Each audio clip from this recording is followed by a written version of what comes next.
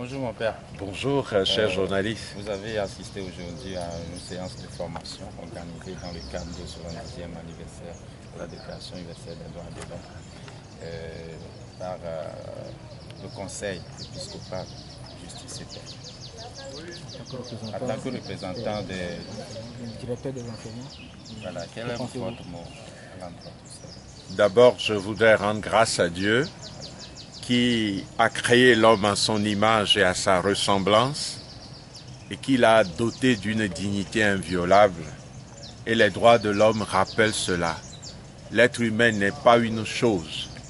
L'être humain est une valeur en soi qui mérite respect, qui mérite soutien, qui mérite vraiment disposition au niveau juridique, au niveau légal, au niveau éthique, dans tous les secteurs de la vie, économique, sociale, culturelle, politique, sa dignité s'impose dans tous ces secteurs.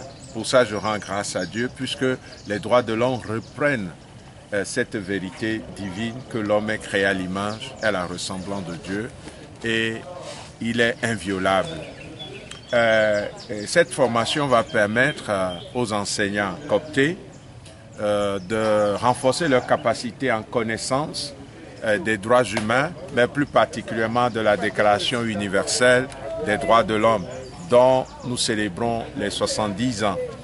Et en plus, cette formation leur donnera la possibilité d'être des enseignants et des éducateurs qui mettent la question des droits humains au cœur de l'activité pédagogique et des actes éducatifs. En bref, c'est vraiment un moment de renforcement de capacité pour que nos écoles deviennent de plus en plus des lieux d'éducation au respect et à la promotion des droits humains. les droits humains sont-ils respectés au Togo?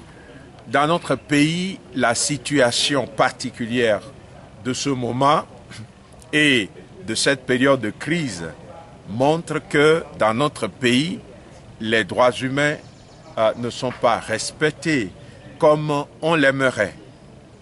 Plusieurs libertés sont comme hypothéquées.